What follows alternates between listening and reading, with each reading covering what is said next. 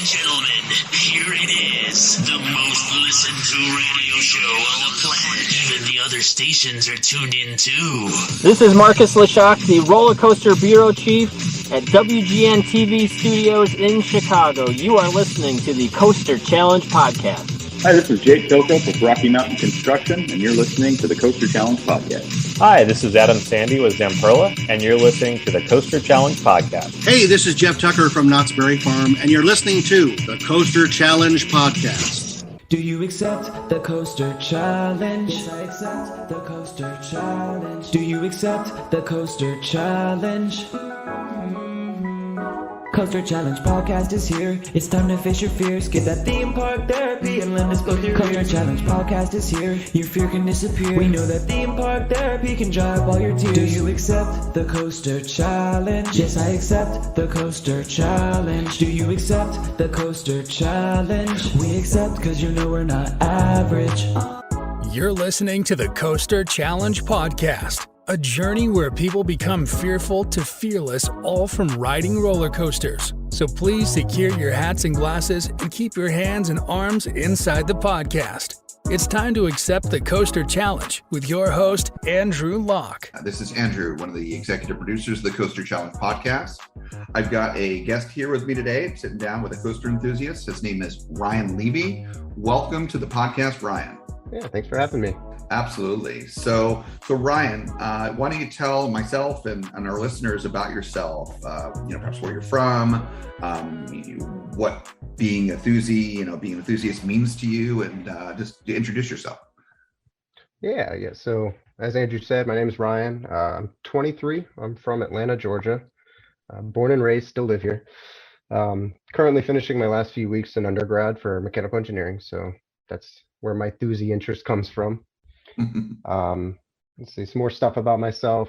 I love to tinker with anything, especially mechanical objects. So that's really what got me into being an enthusiast, was the mechanical side of roller coasters in general. Let's see. It's really that. It's just love for engineering. Coasters as a byproduct, and that's where I went with it. But yeah, no, that makes sense, Ryan. Thanks for explaining that. And I can very much relate. And you and I've talked quite a bit, over Instagram, which is how we met, and how you came to be here on the podcast when I made the suggestion that you be a good guest, and especially for the second half of the interview, the things we're going to talk about. We've not ever talked to any guests previously about this, and we'll get to that later, of course, in the second half. But, I'm an optical engineer. I have an engineering background myself. I don't have the side hobby that you have. I might want to get into it because I'm so fascinated by it. And again, we'll get to that later. But I, like you, theme parks and just the kinetics of rides, of coasters especially, but even flat rides, not even being on it, just walk around a fair, or when I was growing up, Six Flags Great Adventure. I grew up in New Jersey. When I was a little kid, I was afraid to go on a lot of the rides, or not even tall enough, but my parents would take me there. Just watching the rides, I was fascinated. I love trains, planes, cars. Sports cars is another one of my hobbies. And a lot of it is related to, I love how things work, and I love, technology and things like that. So it totally makes sense that, like me, that kind of stuff brought you into, being involved with coasters. So very cool. Yeah, so absolutely. I'm sure you and I will have some things we can relate to with each other, as the time goes by here in the interview. So, all right. So, next few questions I'm going to ask you are what I like to coin terms. And here in season 2, I've coined the term the fear journey. And so we'll kick that off with this first question. It's not necessarily the main part of the fear journey. That's the kind of the next couple questions, but it's a good place to start because it is literally where things started. So my next question for you is, what was the first coaster that you rode? Yeah, so that might be a bit of a complicated answer, because I think there might be a kiddie coaster I rode when I was really young that my parents put me on. Sure. What's the one you remember? The first coaster. Yeah. So the first coaster I made the conscious decision to get on would be the Georgia Cyclone at Six Flags over Georgia. Not a great one to start with, but that would be my first. Yeah, so interesting. That's an interesting first coaster, because I know more about that coaster than I should, because I've actually never ridden it. The first time I went to Six Flags over Georgia, it was 2019. It was September of 2019, right at the end. And of course, at that point, that coaster was already Twisted Cyclone. Right. And that I'd never been to Georgia before that. So the reason why I know about that coaster, about the Cyclone, is I know that was a Din creation, right? Yeah, I believe so. Yeah. So I know a little bit about the history of that coaster because I wound up, so Twisted Cyclone, which I rode in 2019, it became my 300th coaster. And I'm an ACE member. Are you an ACE member, by the way, Ryan? I don't believe so. Okay, no, that's not a requirement for the podcast, no worries. But I am an ACE member. With ACE, they have a magazine, and one of the things they feature in each of their issues is, people's milestones, 300th coaster, 400th coaster, whatever it may be, 1000th coaster. And so I've sent a few of those milestones in with a sign of me on the train. And one of them was my 300th, which was on Twisted Cyclone. Sent that in, and Tim Baldwin, who's the editor of the roller coaster magazine for ACE and other things, he emailed me and said, "Hey, would you like to write a review of this ride?" Because it had just brand new, it just opened a few months before. And so I did, and it wound up being this like several page article for ACE's roller coaster magazine. I'd done a couple reviews like this. That was the first. It was really fun. I like writing. And so as part of that, I kind of talked about RMC and a little bit about the origins of RMC, but also talked about how rides like the Georgia Cyclone and Cyclone out in Magic Mountain, which was a similar coaster. All these kind of not so great wooden coasters that were built in like the 80s and 90s, how they were just destined to become RMCs, and how better they became when they were turned into hybrids by RMC. So right. So anyway, so I know a little more about that coaster, even though I never rode it. So anyways, so that was the first one you remember riding. How old were you? Let's see, 6th grade, so probably I think 12 years old, somewhere 11 or 12. Okay, that makes sense. So I had a delayed start. I had a hard time getting on coasters to start with, so a little bit of a later start, but okay, yeah. So you had a hard time getting on coasters. Could you elaborate on that, or? Yeah, for sure.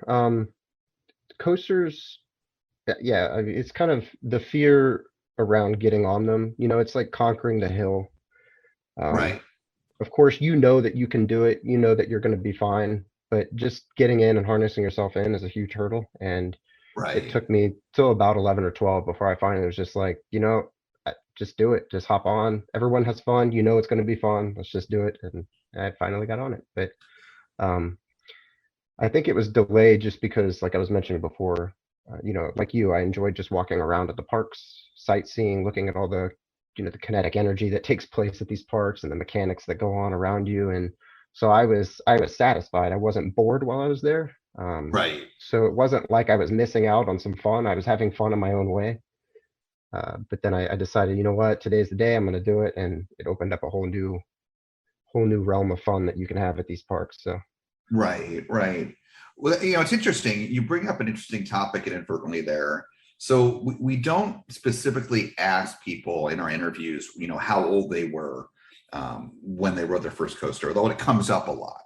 Sometimes we'll ask them, or sometimes they themselves will tell them. Will tell us in our audience about it. And a lot of cases, like for example, my first coaster that I remember, and it might have been younger, but probably not, was I was 4 years old, rode Space Mountain here in Orlando, where I live. Well, I live now. I didn't live then. And that's a very common answer. A lot of other guests, that's been their first coaster, just because of the age and so forth, and how many people come to Disney World. And a lot of our other guests that we've had in the first season here and the second season, their first coaster was 3, 4, 5 years old. And for them, I don't remember when I was 4. I still have memories of the station loading area for Space Mountain. And I remember briefly being terrified by the ride, but I don't remember going through like what you just talked about, because I was 4 years old. The rationale of, should I go on this or not? Am I ready for this or not? When you're 3, 4, 5 years old, your parents are basically telling you what to do, and they're putting you on things. And a lot of times you don't even know to be afraid. But you being someone who started a bit later, you had that kind of rationale and that decision making and having the fear that would kick in because you're old enough to understand and comprehend what's going on here and what you're about to do. So, in that way, you had a lot more thinking to do than say a four-year-old like I did. So that's kind of interesting. So, Yeah, for sure. Yeah, and that actually transitions well into the next set of questions, which really is the big part of the fear journey. Now, whether it be the Georgia Cyclone or a coaster you've ridden since then. Now, by the way, you got a late start to coasters, and now you're 26, right? 23. 23. Okay, so it's been a little more than 10 years. So how many coasters have you ridden total? I think total, I don't know the total count. My coaster count is somewhere around, I think 125, somewhere in that range. Total Okay. coasters, I don't know what the number is for total number of rides, but. Oh, okay. So in other words, so are you saying that you've ridden 125 unique coasters? Right? Yeah, absolutely. Yeah. Okay, that's all I meant by your count. Yeah. Okay, so that's pretty good considering you got a late start and you're still in your early 20s. Plus you've been in college and that takes up a lot of time, etc. So that's pretty good. Okay, so of your 125 or so coasters that you've ridden on, was it Georgia Cyclone or whatever it's been since then? What would you say is the coaster that has scared you the most before getting on it? Yeah, so I feel like I need to elaborate a little bit. The ride, I've never been on a ride that has scared me mid-ride or post-ride. It's always pre-ride, right? Yeah, that's normal. That's normal. Making that decision, right? So the ride that's done that the most for me was Top Thrill Dragster. Okay. It is just such a daunting ride when you're sitting in the station loading platform waiting to be dispatched out and you're looking up at that 420-foot tall tower. Right. There's just no fear that's like that. So that's definitely the one that made it the hardest for me to decide to get on. But right. No, and that totally makes sense. And that is one of the most commonly named coasters that, where, the question of what's coaster you scared to the most. That sometimes King of Ka, sometimes X2. Those are some of the most common here in the US, certainly. So you're in good company there. I'll definitely tell you that much. In fact, Top Thrill Dragster might be the number one, but we don't keep track of who's named what. So, and you are originally from Georgia, or did you live elsewhere in your life, by the way? No, I was born in Atlanta, and I've lived here ever since. So interesting. So you don't have a Southern accent at all. Yeah, you could like. No, I don't. Yeah, it's kind of like funny. My parents are. What's that?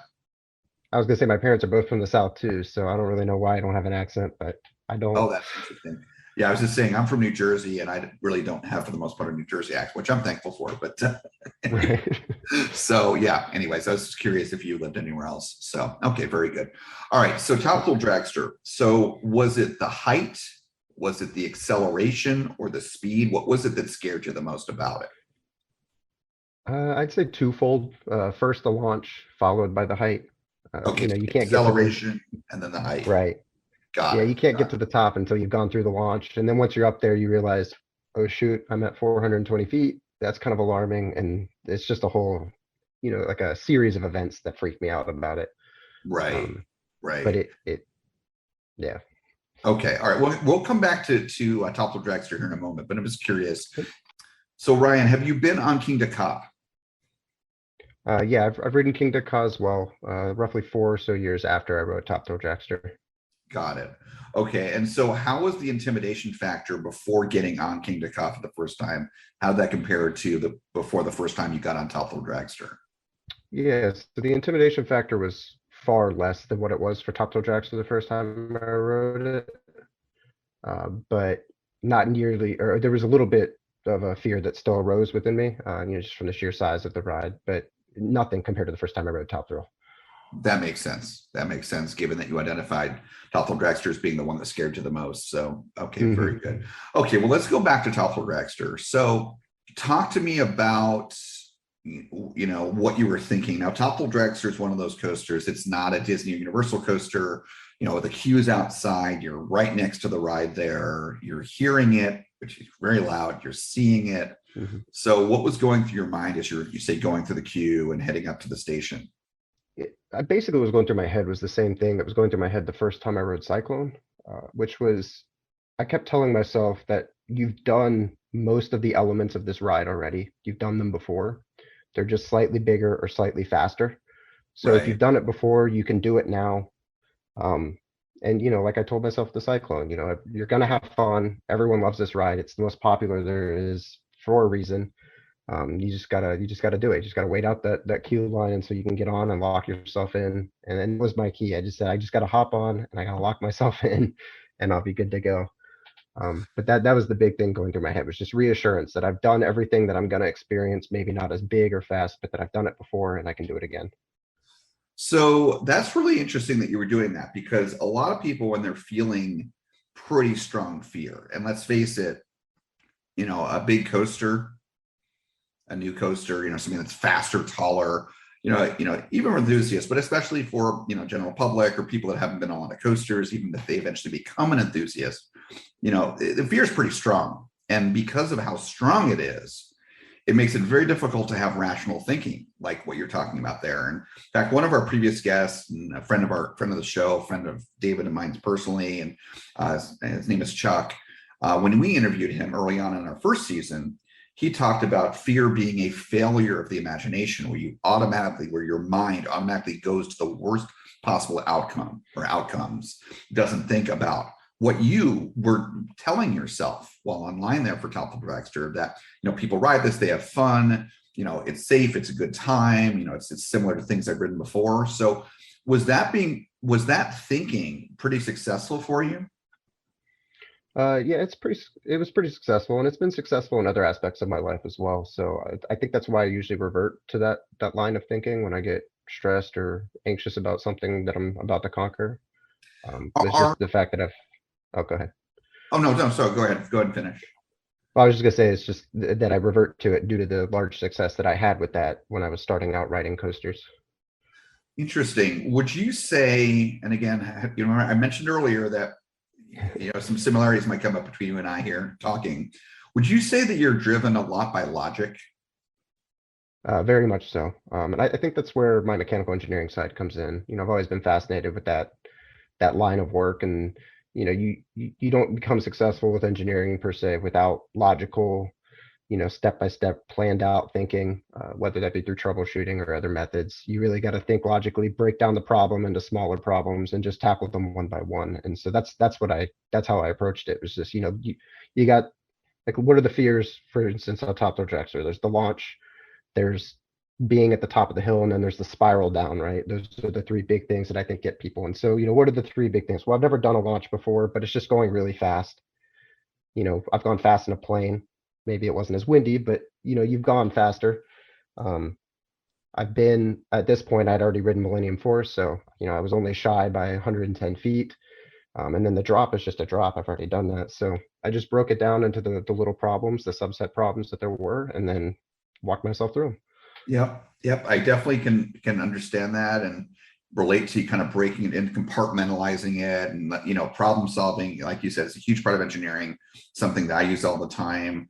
Not my current role, where I've moved kind of more into sales, which I very much enjoy. But my most recent role that I had, or job that I had before I got into sales, was I was a field service engineer, where I was not, in my home office where all my coworkers were that they could help me.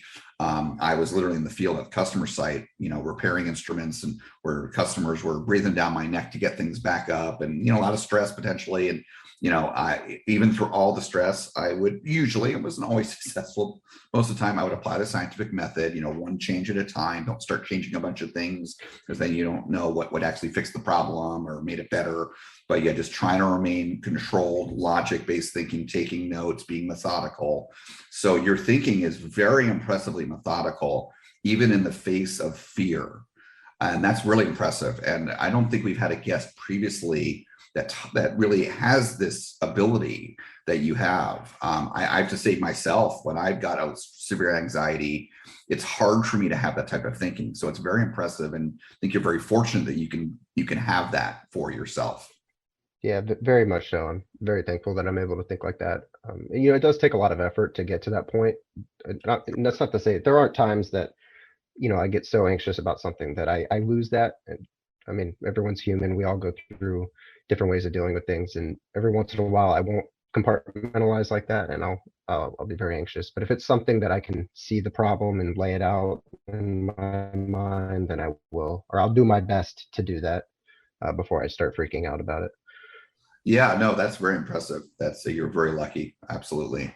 So you were kind of giving yourself a pep talk in your head as you're online for Thoughtful Dragster, and obviously you got on it. How did you feel once you got off of Thoughtful Dragster? Oh, I felt on top of the world. I mean, I don't think there's a feeling better than getting off of a ride that was intimidating you, and especially one like Thoughtful Dragster. You really feel like you can conquer anything after you conquer a fear like that. You know, the fear seems like the end all be all. You get almost like this tunnel vision, right? Like everything in the world around you ceases to exist because you're focusing on this one thing.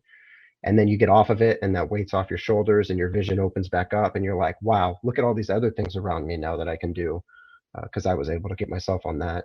So that's kind of the emotions that I walked through getting off of Top Thrill. Yeah, there's sort of this, and it's the same thing we've heard from, same type of thing we've heard from a lot of other guests. There's sort of this triplicate of things that happens that are all positive when you conquer a fear like that. One, you feel great mentally because you were able to, like, hey, I did conquer this fear. I didn't wimp out. I didn't chicken out, walk of shame, whatever you want to call it. Two, there's the enjoyment of the coaster itself, the extreme acceleration, the G-forces from that, the heights, going up, going down, that very steep drop and for a very long drop on Thoughtful Dragster and just the intensity of it. It's a short ride, but it's very intense.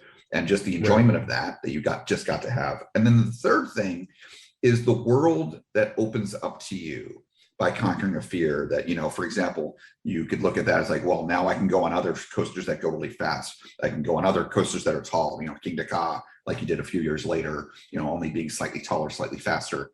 As a nice benefit of the Coaster Wars from the early 2000s. but you have this whole world opening up to you versus the opposite is if you had chickened out, you would not feel good about yourself because you failed yourself. Two, you would have not enjoyed that coaster. And three, you would still be afraid of, very fast coasters and tall coasters, etc. And so there's the opposite, obviously. So so you've got that triplicate of great positive things, and that's awesome. You felt good afterwards. So taking that a step further, how would you say did riding Thoughtful Dragster, successfully conquering your fears, how did that impact your life? I'd say the fear or the conquering of fear associated with riding coasters in general has impacted my way in a really positive way, mainly due to what we were just discussing with compartmentalizing things to deal with fear. I gained a lot of really valuable strategies that can be applied to all facets of life. But I think the biggest thing was like this analogy that I created in my head about coasters, which is that it could be applied to life, and that is that you've got your station, which is your current point in life. You're comfortable, there's no change, you're living your normal life, and then something comes and uproots that scares you, whether it be change, whether it be moving, a new job, or giving a presentation in class if you're younger, whatever that might be. That's the ride, that's the lift hill, that's the drop, that's your helix, your turnaround, whatever it might be. That's the ride. But then at the end of the day, you're always going to return safely back to the station, to your comfortable way of life, doing what you were doing before the fear hit. So, I kind of gathered that analogy after conquering more and more coasters and realized that it can be really applied to anything in life. And that is that no matter how scary or how bad something gets in your life, you can always reason, that you're going to come back to a stable point where you're going to feel better. That fear is going to be behind you once you conquer it, and then you're done and you're just back on your stable life. So, looking at coasters in that way has really helped me. You just compare it to a fear that you have in anything, and you realize, okay, I'm coming back, I'm good, we'll make it back to where I am, where I'm comfortable. And I think that's the biggest thing that I walked away from this with. That's really powerful. That's a great analogy you use with comparing a coaster to life like that.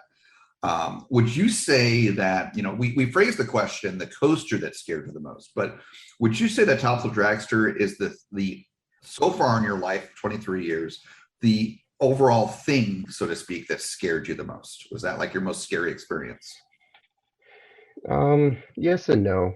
I think, there's different things in life that scare you in different ways.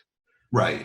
So I've had things like in school, if I've had big projects that have been due, like I had my senior design project recently, that was a very intimidating challenge, but it was in its own way. So if you're looking at the way that the fear that coasters instill in you, those aspects of fear of my life, for sure, Top Thrill Dragster was the biggest one.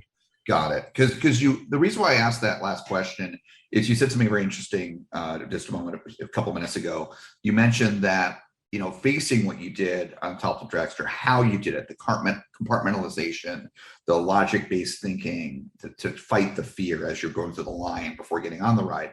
You said you were able to learn, kind of hone in on those skills, or really develop those skills to get yourself on Top of Dragster, and then you have used them elsewhere. So can you share some ideas or examples of where else you've used those skills?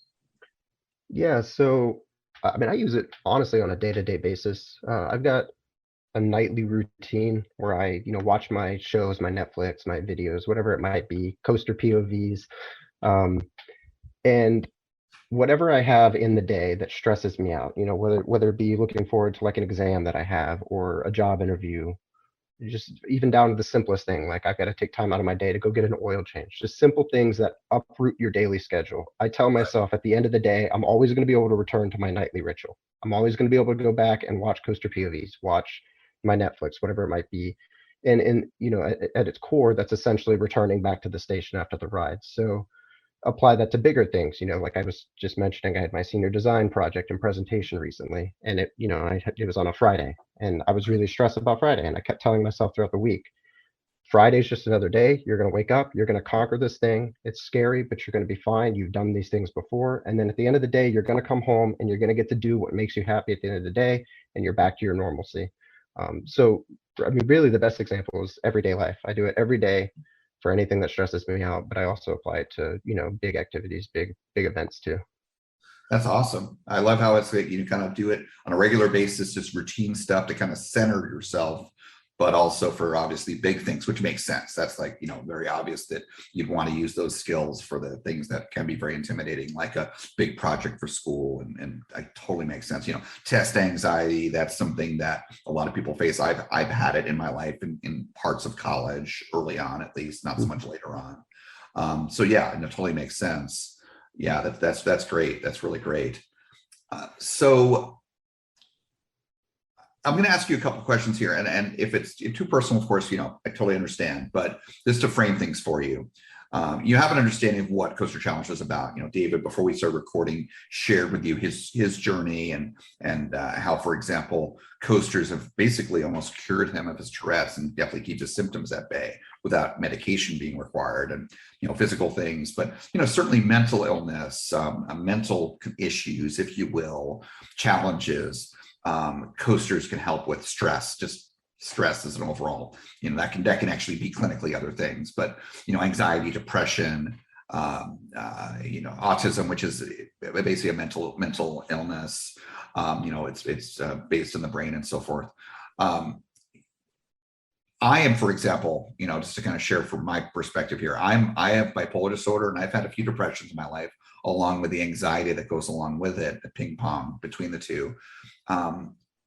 Have you experienced, and again, if you don't want to share, totally understand, have you experienced depression and anxiety, like clinical depression and anxiety in your life? I've definitely experienced higher levels of anxiety and levels of depression. I don't know if they could be marked clinical.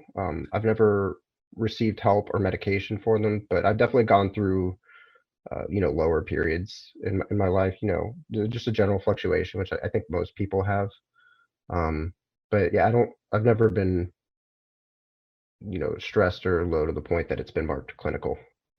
Okay. Let me ask you this then. So understand, like, no clinical help needed, no medication for the depression, like the one that lasted the longest. How long would you say it lasted, where those symptoms were continuous, essentially?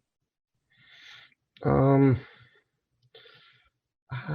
don't know, actually. I'd probably say a few months. Oh, okay. It was after like a big transition. It was going from middle school to high school. So it's a big change. a lot of new variables. I didn't immediately jump into clubs or activities in high school, so I kind of was just going through the days. And so it was a little bit hard to fit in, find your group, and then Right. I joined cross country, I think like 4 or 5 months after I started, maybe 3 months. I don't know actually when I started, but it was sometime freshman year of high school, and I joined cross country, and I built this camaraderie and got a big group of friends and a team, and that pretty much settled it. But I'd say that was the longest stint, was just the kind of the feeling of isolation. It was mostly self-imposed, but Okay. that's Fair, well, what I fair was enough. into. Sometimes we're our own worst enemies. So yeah, Absolutely. understandable. So I'm assuming based on, the time period age-wise, you said between middle school and high school, that was before you rode Top Full Dragster, right? No, Top Fuel Oh. Dragster, I rode within the year of riding Georgia Cyclone. So still fairly young. Yeah. Okay. So Yeah. during that depression, granted you went through that for several months, and that's totally normal. Depression's a very common illness. You had the skills of the compartmentalization that you developed with Top Full Dragster. So did you use those during that 3-month period, that approximate 3-month period? Was your depression not as bad as it maybe would have been otherwise because you used those tools? Yeah, I think my depression that surrounded that time frame, I don't know if it necessarily would have been worse without it, but I think the fact that I was able to find a solution for myself faster was due to that compartmentalizing. So, Okay. as I went further and further along, I was like, what's got me down? What's the issue here? And I was like, oh, it's, isolation, new school, new people, just a whole new set of variables that I wasn't used to, and I wasn't really making friends or reaching out to anybody or any groups. And I was like, here's what needs to change. I just answered my question. So after breaking it down, I figured out what I needed to do, and I found a group that I wanted to join, and the rest is history. Wow, that's very powerful, Ryan. And I got to say, yeah. There's a couple things to unpack here. This is fantastic. So normally, when we think about facing fear and conquering fear, there's those immediate, those kind of several things I mentioned earlier about feeling good about yourself because you didn't chicken out, feeling great because you just got on this great ride that you enjoyed, and then opening yourself up to these future things, and these are all great things. And I've talked about, especially in the first season, but here in the second season, that facing fear and being able to face fear is a mental equivalent to, or analog to, weightlifting. It's granted you're not training a muscle. The brain really isn't a muscle, but you're still doing strength training. You're facing it and so forth. And coasters inherently, they will scare our mind. Even if we're coaster enthusiasts, I'll get on anything. There's still a little bit there, and that's where the excitement, the thrill seeking, and so forth, the adrenaline comes in. Because your mind's, your body is experiencing this, and your mind's processing it. So you're doing that fear strength training just by getting on thrill rides and coasters and so forth. Even if you don't think you're afraid of things, there's still that training that's happening regardless, which is good. And I strongly believe, and based on my own experiences and others that I've talked to, that I know, that by going to parks, going to coast, getting on coasters, getting on rides, you're able to face other things, other fears in life. Test anxiety I mentioned earlier. You've talked about, projects in school, or you mentioned a few other examples like changing jobs, moving, just being able to, you're able to face those types of potentially stressful situations, anxiety and fear situations better, just based on that training.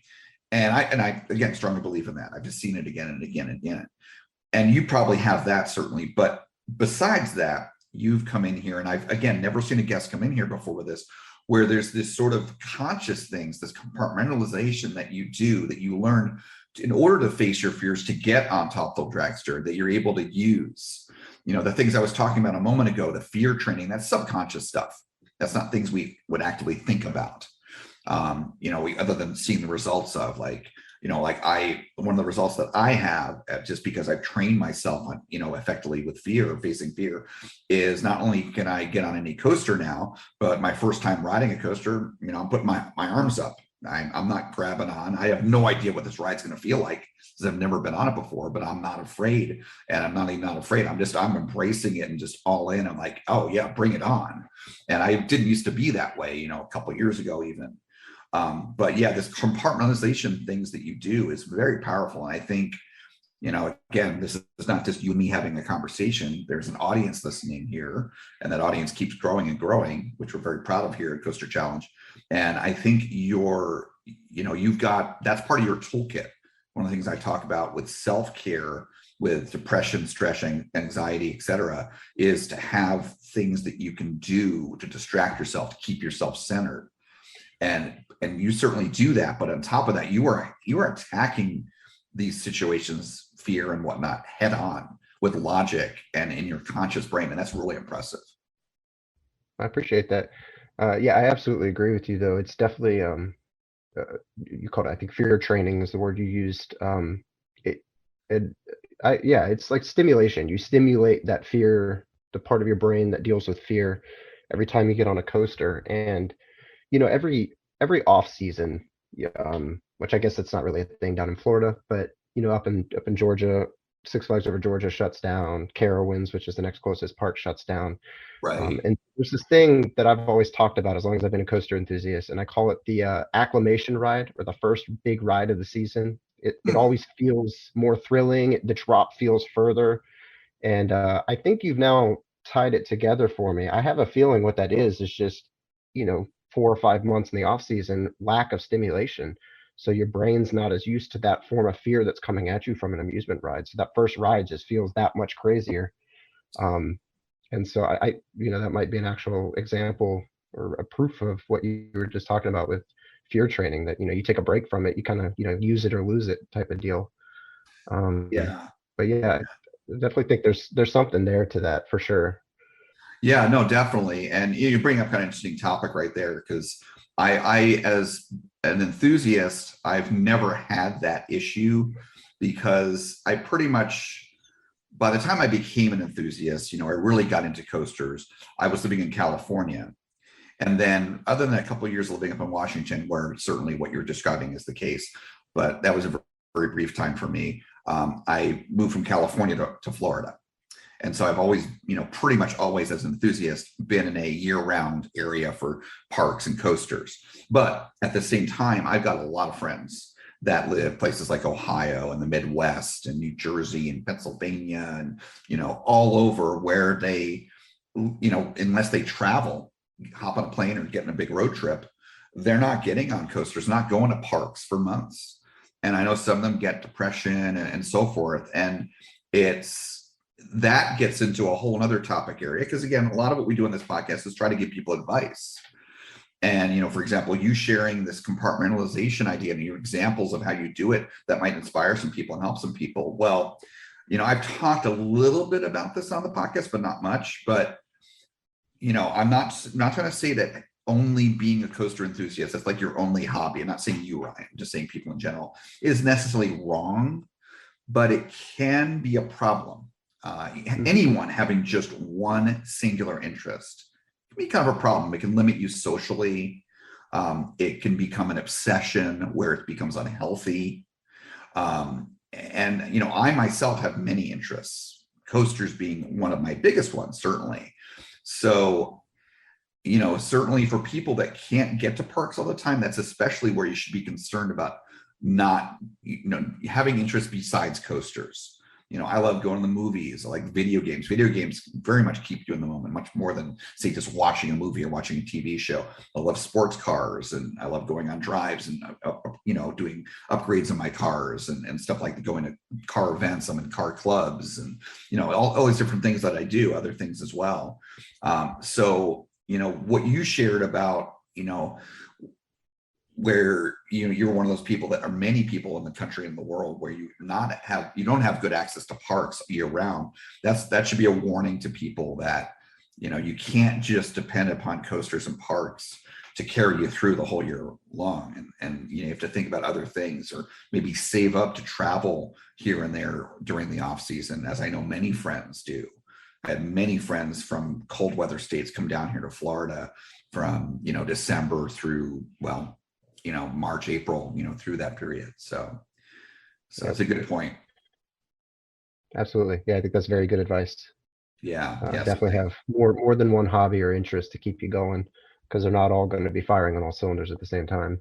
Yeah. And the other thing that I think you brought up there kind of inadvertently is, in a way, if you don't get on your favorite coaster, very frequently, if you have a break because you're busy with work or school or whatever it may be, or you're not getting to parks because of that, because you have that little break, it can be even more exciting or more satisfactory or satisfying, if you will, to when you get back on your favorite coaster or go back to a park in general, because you had that break.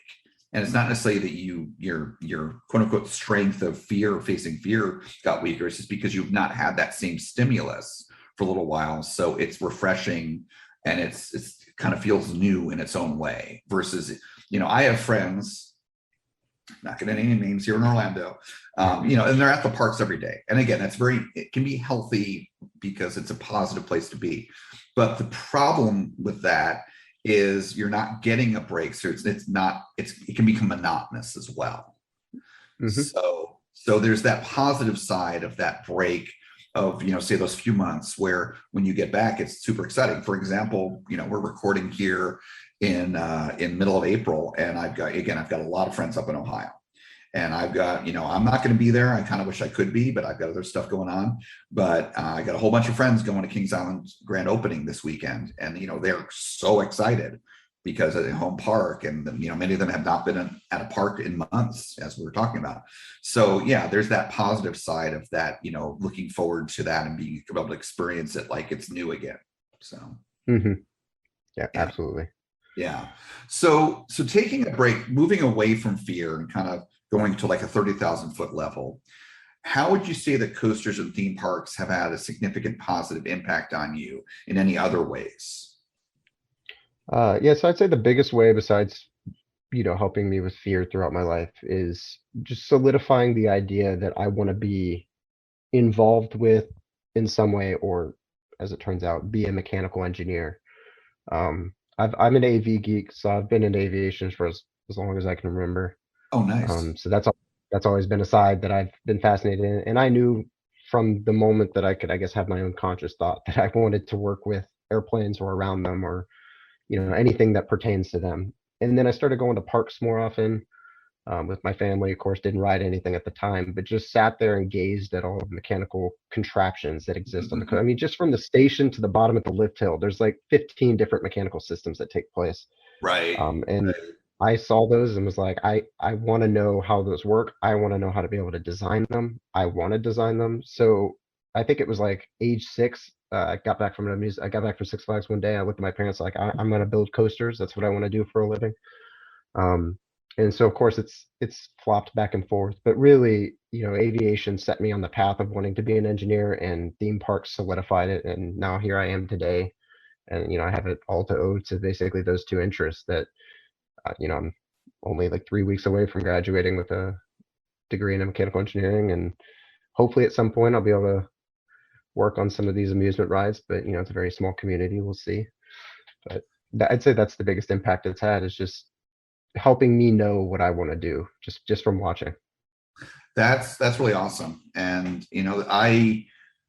I talk about this periodically on the podcast, because we do have a wide-ranging audience, including very young listeners that are in their teens. We've been at guests, teenage guests that are on the show, and a lot of the kind of people in that age range, they're focused on, what they want to do in their life.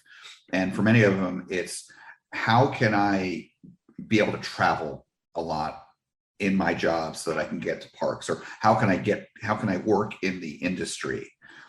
Because they love parks, and that's kind of a direct thing, so I love parks, I want to work in parks. And right. For you, it's sort of like a little bit step back from that, is that, you love, as I do, how these rides work and the mechanics of them, and the kinetics, and similarly with planes, I love planes. I love traveling on commercial planes. I've been on almost every commercial aircraft from Boeing and Airbus that's out there. And I've been on the Embraers and the CRJs and things like that. But also I love military hardware, military jets, and I love going to air shows. I've been to many air shows, seen the Blue Angels countless times. And each time I see them, it's like I've never seen them before. That exciting, kind of thing there. Speaking of other hobbies, but so yeah, I can relate. And so for you, you might want to, it sounds like you'd like to work with the parks and all that, but you also, again, that logic thinking, the problem with going after, I'm going to work in the parks, I'm going to work in that industry. Well, a lot of the park-based jobs, they're not necessarily, and this gets into a little bit of a controversial area, but they're not necessarily the kinds of jobs that are career-oriented jobs. It's akin to, say, working in fast food. A lot of the park jobs, outsourced. They, like Cedar Point brings in people from Europe. Disney does the same thing here in Epcot at World Showcase. They're low-paying jobs, and unless you get into management and get into some more specialized areas, it's hard to support a family and support a career that you'll be happy with in terms of generating enough money, because that's the way society is. Money is a big part of that. Unfortunately, it is the way it is. So, and again, it's not saying that you can't get into it. I've got friends that are working at Universal Creative, and they have wonderful jobs. They pay well, amazing lives, and get to travel as part of that. I've got friends that are in management on the operations side, for example, at Universal and other parks. And yeah, they do well. Again, you can get in there, but it can be hard to get to the point of a decent paying job. And it's just the way it is. And we're not going to get into how to change that, because that's a whole nother problem, or if it could be changed just by the scale of economics. But in any case, you realize, even though some of the things you said, that you may not be able to work in the parks and maybe get a job that pays well enough and whatnot, so you accept that, hey, okay, I'm going to be a mechanical engineer, and I can do all sorts of things, and maybe eventually get into the parks, but I can do other things too. And that's a very logical way to look at things, where you can still be tangentially doing things that excite you, but have a much wider availability of jobs out there. Yeah, absolutely. Yeah, and that was the thinking behind it. I was originally going to go into aerospace engineering, and I didn't. Well, actually, so my dad's a mechanic, engine mechanic for Delta. Oh wow! Nice. And so he works closely with aerospace engineers at Delta, and he was talking to them about me when I was applying to colleges, and they're like, "Go ME mechanical engineering, do not go aerospace, because you'll pigeonhole yourself into one facet of engineering." Yep. And then you won't be able to do, like what you were saying, work tangentially along what you want to be able to do until you either get there or you're satisfied with where you are. And so yeah, that's the route I went. And what you were just discussing is a large factor as to why I went the route that I did. Because ideally I'd love to work for B&M, right? I want to design coasters. That's what everyone wants to do. But sure. Realistically, it's a kind of a far out approach. And like you said, working tangentially and keeping close to the industry, whether it be through going to parks or building hobbies that involve the industry or whatever it might be, that's the best way to be close to it, while also living a realistic lifestyle at the same time. Yeah, I'm gonna guess, and I might be off with this, but maybe they're, in terms of like actually designing the track, I'm not talking about like the theming, or the theming is important too. I mean, my number one coaster has amazing theming, Velocicoaster, and there were probably a number of people, one of them is a friend of mine that worked on Velocicoaster on the theming side, and they did an amazing job. But just in terms of like the mechanical side, the actual track and everything going along with it, in terms of coaster designers, your Alan Schilke's of the world, I'm going to guess there are less than 100 people at any given time on this planet that actually do that, actually for a job. There's only a handful of coaster companies, and it's only so many people each of those companies that is designing coasters. I mean, that's why some of them are so famous. Right? Yeah, absolutely. Yeah. So yeah, so it's very limiting, very limiting. And by the way, I caught that you mentioned there that your dad, what he does. Now I get why you've lived in Atlanta and Georgia, because Delta, that is their headquarters there in Atlanta, and ATL, and yeah, so it makes sense that you guys are there. That's really cool. Mm-hmm. I'm glad you got that advice too from because of his work. That's awesome. So yeah, I'm very thankful that happened. Yeah. So yeah, I really enjoyed this conversation so far. And again, I have to tell you, Ryan, I've thought about, because again, I'm one of the executive producers of this podcast. So part of what I do is I guide this podcast, and part of that is working with guests, but part of that is also, changing formats and coming up with ideas. And I, periodically I'll think about, and as I thought about recently, here we are in our second season. Do we need to change our interview format? Yes, we've been doing it for, we've interviewed well over 50 guests at this point. And this kind of first almost half of the interview and the things we've discussed here, and as I mentioned that you brought up things that no other guest has brought up, has reaffirmed to me, no, I do not want to change the interview format. I mean, there are questions that we ask individuals that we don't ask others, as I'm going to be asking you at the end, because it's, unique questions about what they do or how they work in the industry or cover the industry. But that first half, that fear journey and so forth, what you have told us about today, because of me asking those questions, is priceless. And again, I want to thank you for providing that unique perspective. Of course. Yeah. Thanks for having me. Yeah. I mean, if you want my input on it, I wouldn't change it at all. I mean, every person is unique in their own way. So their responses and their methods for dealing with stress or fear, like we were discussing, are all going to be unique. Nobody's going to have the same method. So you're never going to get the same answer.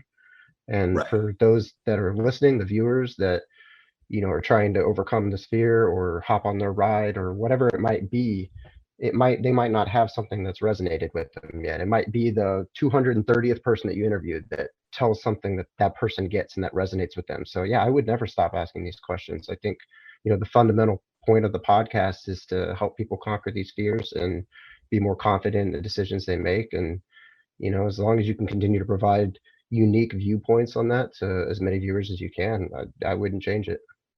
Thank you. I appreciate that affirmation there. And yeah, again, it's been a great discussion here so far, and I appreciate your words of wisdom. Thank you very much. So next kind of few questions I want to ask you, which again we typically ask our guests, are just fun questions. It kind of gets interesting stories out and things like that. So what would you say has been your craziest moment ever on a coaster?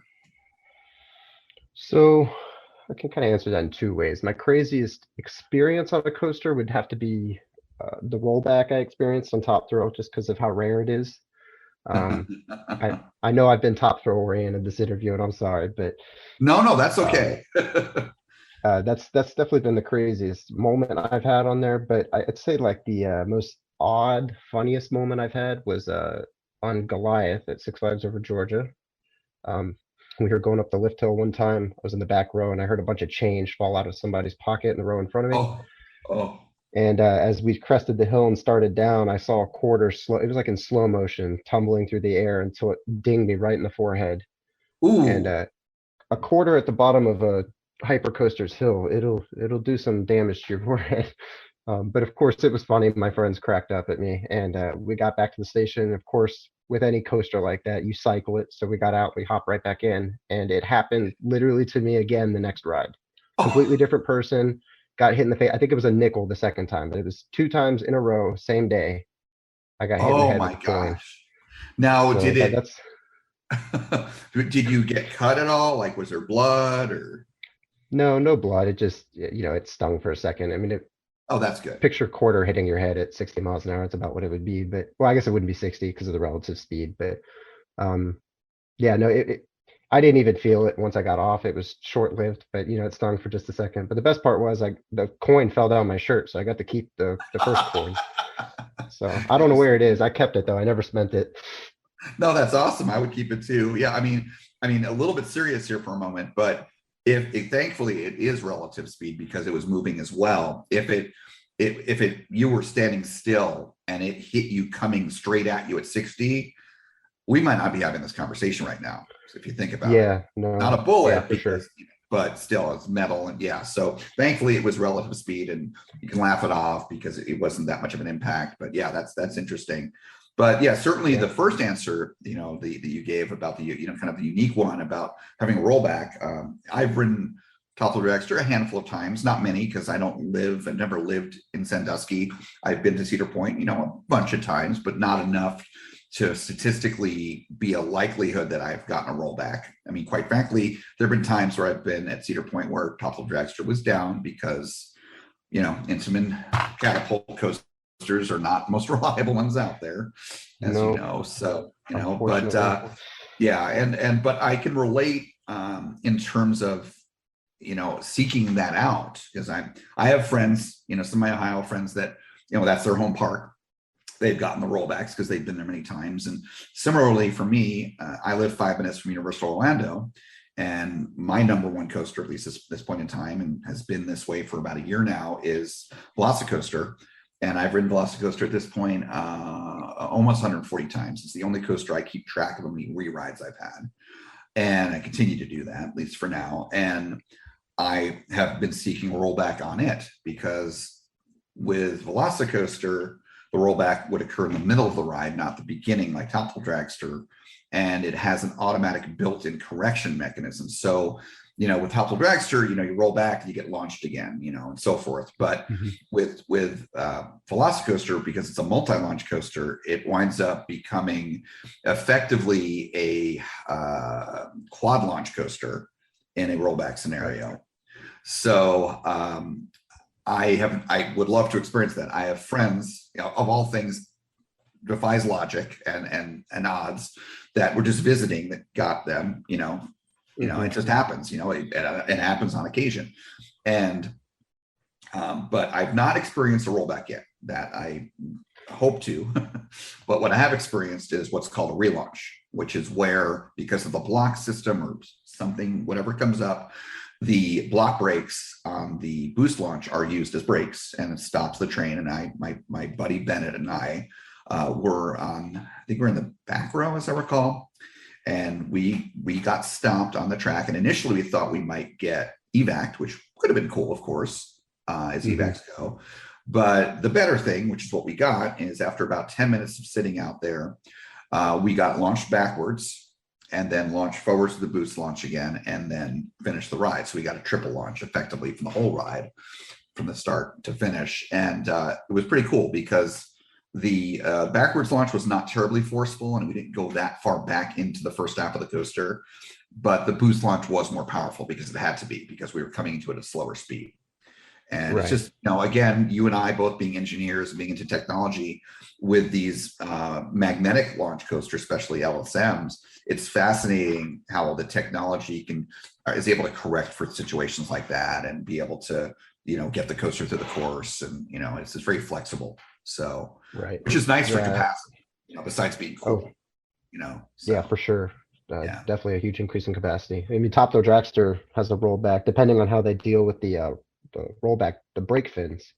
Like I've seen them keep the fins up, and the car rolls back at like 2 miles an hour down the entire launch track. And I'm like, what are you guys doing? It takes 10 minutes for them to reset. But LSMs just, they're unique. They don't have that issue, and they can brake, but also drive. So they're just fascinating technology. I'm very excited to see that market grow. Oh, in the coaster world. Yeah, I mean, there's still lift hill coasters are being built, especially when you look at the companies like RMC, but launch coasters are becoming more and more common. And Intamin, who is my favorite manufacturer, what they are doing with their LSMs is just incredible. Velocicoaster, I've ridden Pantheon recently for the first time, which is now my number 2, and just such amazing coaster designs and the dynamics that they can create during their rides, from using a slow launch to create hang time on the first inversion on Pantheon, to faster launches for higher G forces and airtime, etc. So yeah, it's all amazing stuff. So, but yeah, you've got a couple really cool answers there for the craziest moments. Those are pretty crazy moments. So thank you. So I think I have a couple of theories, but what is your favorite coaster? I always try to figure out, before the guest tells me what their favorite is. But what is your favorite coaster? I bet it's not what you think it is.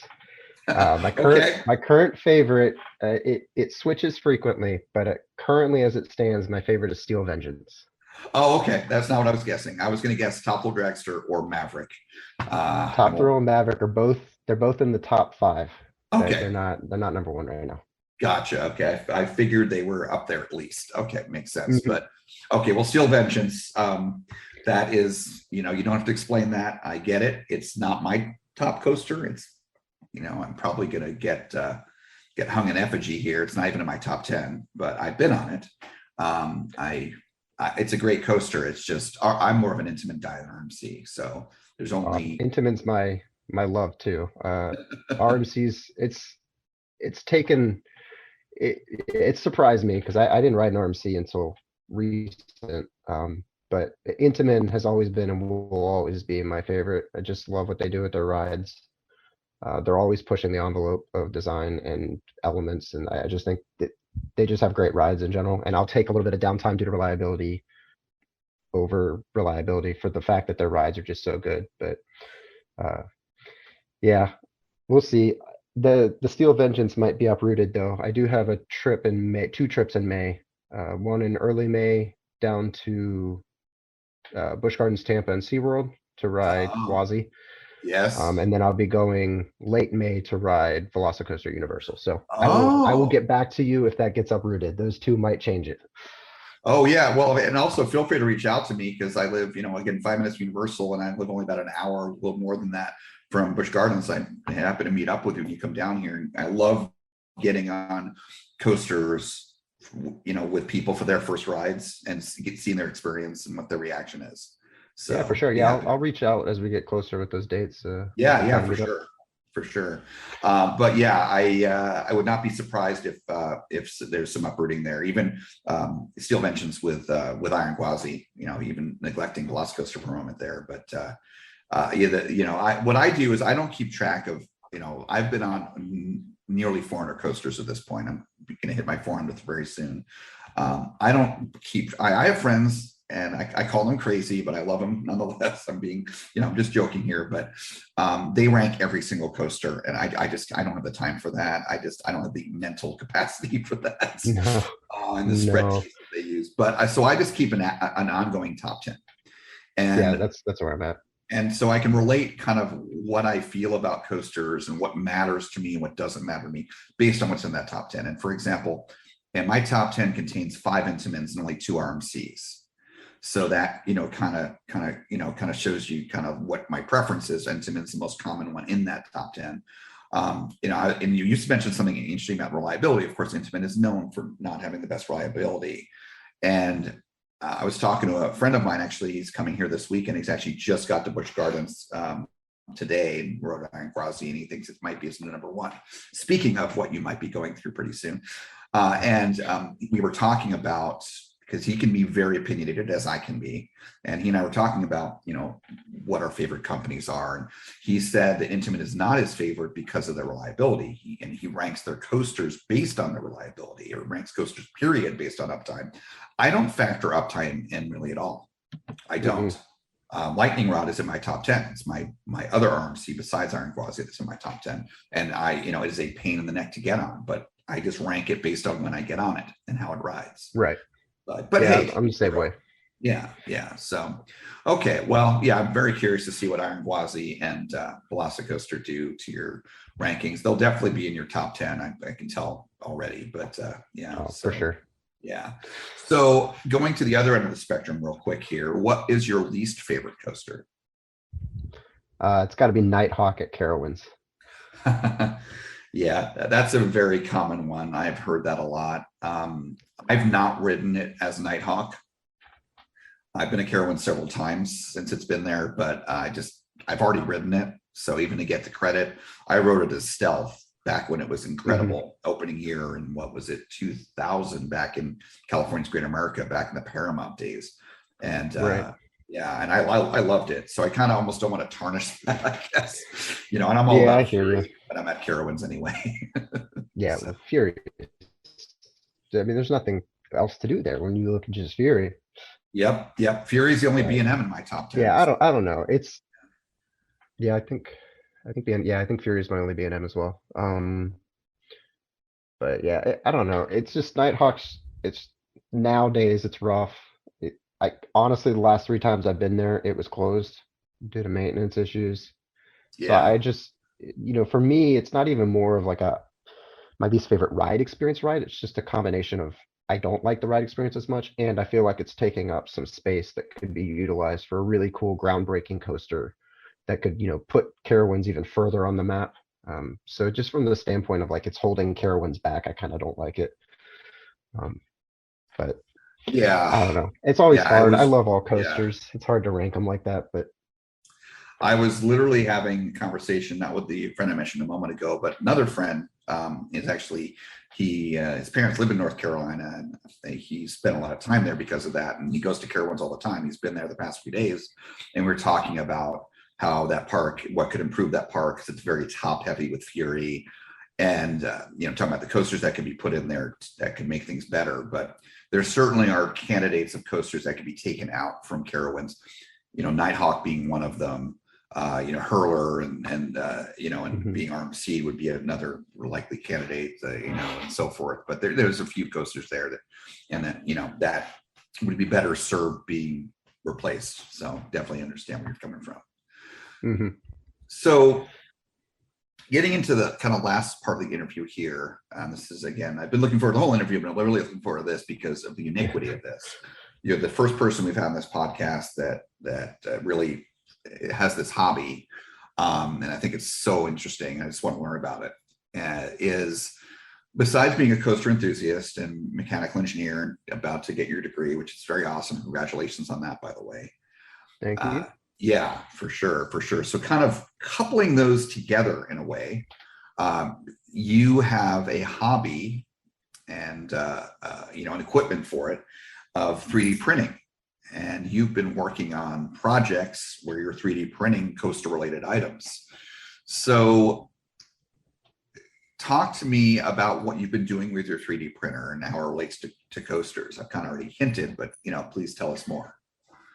Yeah, so to start on this, I kind of got to take it back to last May on I was at Carowinds, shocking. And we were looking at the now infamous nano coasters that are all throughout this country. And I was picking a couple up, and this distant memory popped into my head from when I went to Cedar Point the first time. And it was a model which turned out to be the Coaster Dynamics statics models. I'm sure you remember those. The little figures on the track. Oh yeah. Molded on the base. Yeah. And I wanted one as a kid when I was there, but I never picked one up. And I was like, I need to look into those and see if they still make them. And they don't. So the need arose, and being the type of person I am, I'm like, I have a problem, let's solve it. So I found some individuals on Instagram who were kind of doing what I wanted to do, and I reached out and just got some insight from them and got some tips, and I just dove into it and started making a static model of Fury, given that was the ride I was most into at the time. Oh, nice. And yeah, so I designed it in a 3D CAD software, and then I started 3D printing the parts, and just to create a little static display of these coasters that I love for myself. And it's been a slow process because of school and other things that I have going on, but I just produced another one, which was Maverick from Cedar Point. And it's just a really fun hobby that allows me to pour my desire to design and create things and be creative into this love of coasters that I have, while also creating these really cool keepsakes and souvenirs or mementos that show every time I walk by them. It's like I'm there, but really small version. So that's kind of what I've been doing with my printers, and it's been fun so far. That's very cool. So going back before the 3D printing part of this, you were talking about the Coaster Dynamics static models. So how the Coaster Dynamics models, they're wood and they're not painted. They're just monotone. Mm-hmm. So, which is interesting because I have the coaster cutout, the kind of the newer ones they do for Velocicoaster, where it actually has the blue stripe, the famous blue stripe on the front, the Zero car. Mm-hmm. And it's so cool that they actually use color on that. I'm guessing Universal probably was instrumental in that, because they sell them, of course, at Universal Parks. That was obviously it's not something where just Coaster Dynamics did it. It had to be licensed and everything. So, right. But one of my favorite coasters, now lost, unfortunately, it's no longer around, is Volcano. And Mm-hmm. One of those old static models was Volcano, where it was it was basically like a vertical section of track, or almost vertical section of track for the launch, and the trains on the track. And was over at my buddy Mark in Austin. So Austin from User Insider and Mark from El Toro Ryan, they live just a few minutes away here. I was over at their place. This was during the pandemic in the beginning,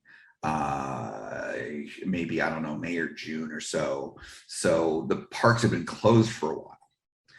And I, was hanging out in their living room, and I noticed, I'd never noticed it before, and it was apparently new. It was one of those models for Volcano, but it was painted. And I was like, Mark, where did you get this? Because I wasn't even making the connection with Coaster Dynamics. I thought it was something he bought because it looked amazing. It's beautiful. Well, I mentioned the pandemic, so here, Mark couldn't go to parks for several months. So what does he do? Is he took that Coaster Dynamics model and painted it, and just painstakingly by hand, and he did such an amazing job. And it's just like he could probably sell those for hundreds of dollars, but it would also be a lot of labor too. Right. So I mean, that's something that is interesting about what you're doing with your Maverick project is, you're making it authentic, very realistic looking, the track design, the train design, but also the colors too. So I just find that interesting. Now, so you started with Fury, and then Maverick was your next one, right? Yes. Yeah. Mavericks. Well, I'm done with it, but I'm currently producing kits. But yeah, that's the one I just finished. Right. That's very exciting because I'm getting one of those kits as we talked about. Absolutely. So I have to ask. So I know that, so Fury, we already established Fury and Maverick are both in your top 10, but your number one is Steel Vengeance. So why not do a Steel Vengeance one?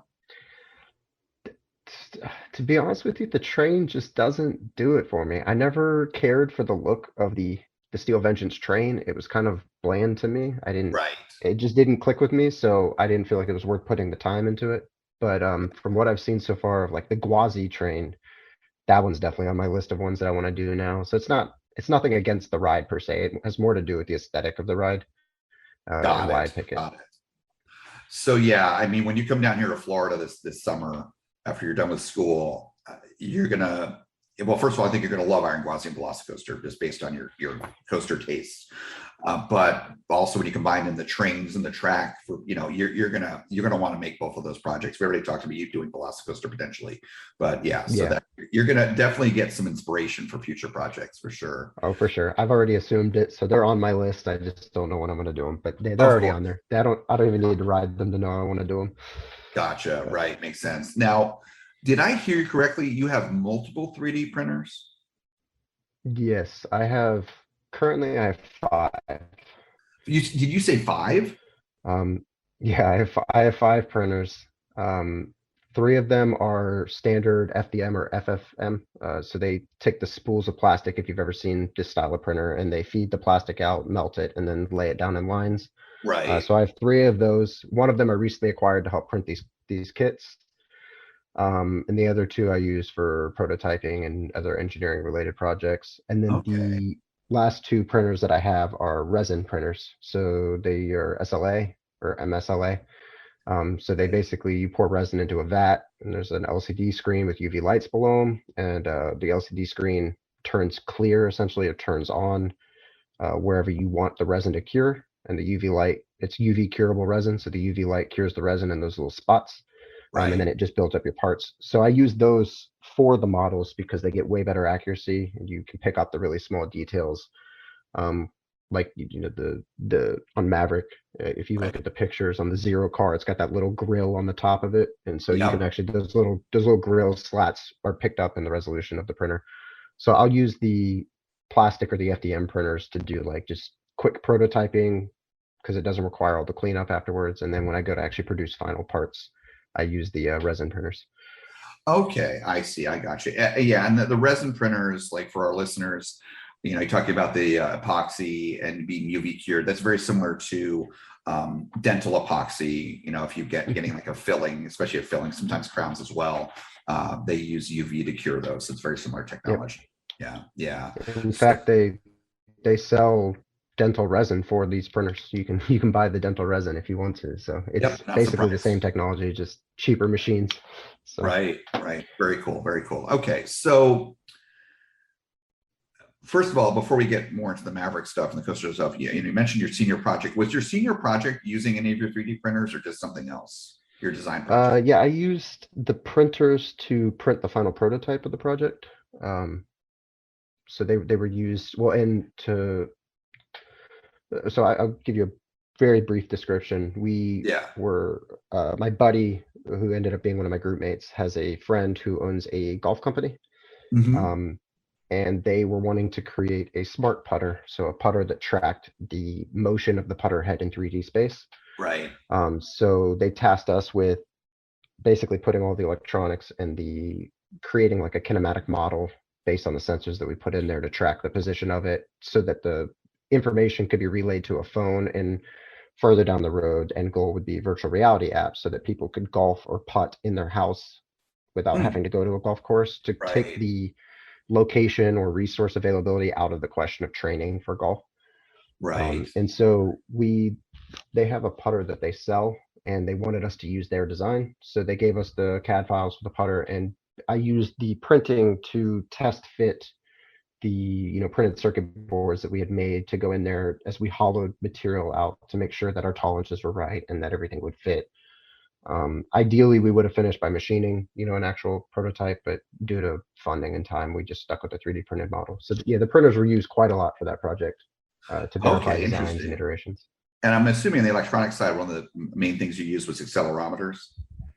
Yeah, we used a MPU 6050, so a 6 degree of freedom, 3-axis accelerometer and 3-axis gyro. Yeah, I've used accelerometers in my career for some very interesting applications. One of which was shipping sensitive equipment demo and like alpha prototypes of the technology that my company was developing. And I was going all around the world with that equipment, setting it up and demoing it for potential customers and at trade shows. Really cool stuff. But we were having failures, and so one of the things we wanted to monitor is if there was any stresses during shipment, and then we potentially could we capture costs if there was repairs involved, and we could go after the shipping company and for proof and whatnot. So we were always just tracking that. We used accelerometers that I sourced, and the accelerometers are really cool tech. But yeah, anyways, they are really cool. Yeah. So was your final design project, was it that putter? Yeah, so basically it was the all-encompassing. I mean, they gave us a base putter, and we returned the smart putter. That was the end goal that we were trying to hit. Very cool. Okay. And now, have any of your design projects in school involved coasters? No, I really got back into being like an outspoken enthusiast in the last couple years. I've always loved coasters. I've always tracked what I've ridden. I've always ventured out to different parks, but it wasn't until a couple years ago that I really started to get back into it. So I kind of hit the timing a little late there. It never occurred to me to think, let's do a roller coaster related project. I wish I had. It would have made the projects a lot more fun. But yeah, I came in a little late on that one. Got it. Okay, that makes sense. So going back to like the Maverick model and the 3D printers that you have and using it for Fury and Maverick. So the kits that you have been working on and making that you're selling to people like myself for Maverick, can those be made with just one of your printers? Is the resin printers? Yes, they can. I don't make them like the base that the base that the model snaps onto is plastic, just because it's more inherently designed for printing that style apart. I see. Okay. But it could be done. If you had a resin printer, you could absolutely print the base and every other part. The only thing that isn't 3D printed on the model are the magnets that hold it together. The brass ball joints that are the couplings between the train, and then the metal rod that's used to pin the wheel assemblies to the pivots on the train. That's it. Everything else is 3D printed. What about the color? Is that painted manually, or is that as part of the 3D printing as well, like the track, the trains? Yeah, so you can do it with you can dye resin. That is the thing you can do, and I will be looking into that after I finish this model up. Currently, I paint everything, and the main decision behind that was, when you print these parts, you have support material that helps support overhangs or parts that aren't attached to the build plate. Right. And so when you take those off, they leave what we call scarring, little like divots and stuff in the surface, and you have to sand those out to get them to look right. And when you sand, you scratch the base color. So if it were printed like if the track were printed in red and I sanded it, you would see red in all the other track, and then wherever I sanded it would kind of be scratchy. And that's not to say I can't polish it out, and I'm going to try that in future tests going forward. But due to that, I just said, let's just paint them. I'll print them in gray. And then I'll paint everything. So that makes sense. And then you spray paint, I'm assuming, or airbrushed. Or airbrush. Oh, airbrush. Okay, similar. Okay, got it. Yeah, it gives you a little bit more control than spray cans. Got it. Okay, interesting. So, I guess the next step, and I don't know if you would ever go to this, but I remember you were telling me about another person on Instagram, and I started following him, that actually is 3D printing working models of coasters. Yeah, there's a whole community. I'm actually in a Discord server with, I think at this point we have 300-400 members that are all working on coaster projects, whether it be working models, static models, but they're all 3D printed. And a lot of them go with the working models. And I think where you were getting at with this was, I do intend to at some point design one. Oh, really? Just it's the space constraints at the moment are my issue. And I don't know if I'd be able to sell a working kit like that just due to the sheer amount of parts that would go into it. But I mean, it could be one of those things that I design and then make a one-off type of deal. So I know, again, you can tell I'm being an engineer, and things I've talked to you about on Instagram and here now in the interview, I'm fascinated by this 3D printing stuff, just 3D printers in general. I'm not much of a designer myself. I'm not really, I'm not really into design, like on the optics side, which is my background. I work for a design company that did design software, and I technically could design optics, but it doesn't interest me. It's more like the building part and just being able to create, something that someone else's design, like taking a CAD file and putting it into a 3D printer and being able to create things, be able to fix things, using 3D printed parts. That's the kind of stuff that fascinates me. While I want to get a 3D printer, and I might eventually get one, my issue, it's not so much a cost issue, it's a time issue, because I'm already so busy with everything I've already got going on. And I'll illustrate that. Again, some people are going to probably hang me an effigy for this and not understand. I recently moved, and one of the boxes that I moved, and it's still all boxed up, is, are you familiar with the Coaster Dynamics? I think they call it their Dragon model. Yep, I had one back in the day. So I never had one back in the day, but they reprinted them last year. They did another run, like a limited run. And I bought one, and it's, again, sitting in the box, ready to be built. I just don't have the time. I will be building it. I mean, that will happen. But that's to illustrate, like, I've had it for, I don't know, 6 months, and I haven't built it yet. Again, that's where I'm gonna have to cheat. But so yeah, I mean, that's kind of all, where they did all the 3D printing or whatever techniques they used, if the, injection molding or whatever, however they did it, because they did a decent run. So probably wasn't 3D printed, but for volume. But yeah, I'm excited to build that. But have you been to SeaWorld? When's the last time you were at SeaWorld Orlando? Oh, years. I haven't been since I've been riding coasters. So. Okay. Well, maybe, when you're here, I'll be with you or whatnot, and I can show you where this is. But there is a new coffee. You might have heard about this. There's a new coffee shop basically towards the front of the park. And it's like Starbucks coffee and all that. And it's nice. And they have 2 working models. They're not to scale, or they're not the right layout, but they're the right colors, more or less. And they're inspired by Kraken and by Makeup. Okay. And right now, at least as of last time I was at SeaWorld a week ago, the Kraken one was working, but the Mako one wasn't. But has a train on it, and they look more or less like the trains on the actual coasters there. And it goes up a lift with a motor, and it goes to the track. Of course, it goes much faster than it would in reality. That's how those models work. And that's really cool. It's fun to watch. And I'm trying to figure out who made that. I'm guessing that SeaWorld contracted with Coaster Dynamics, but maybe it was someone else. But you'll love it, because it's very well designed. Yeah, and I think I've seen pictures of that. Somewhere I posted throughout social media. Yeah, I'm sure. Actually, I'm sure it was your account. But I found the looks of it. I think it's Coaster Dynamics that made it. Yeah, I'm curious, because I'm sure, especially knowing you'll be able to, once you're in the shop there, in the coffee shop, you'll be able to look at it and within 5 seconds know if it's 3D printed or not, and then who probably made it. And so I'm just curious. I mean, I would love to buy the Mako one. I only can imagine how much, because they're pretty big. And I can only imagine $1,000, $2,000 what it would cost. But it's so cool. But your friend anyway that is working on his working model, on Instagram. He posts about it. I'm following him, like literally and figuratively, because I'm very curious to see what he comes up with and potentially be interested in buying something even if he decides to sell it.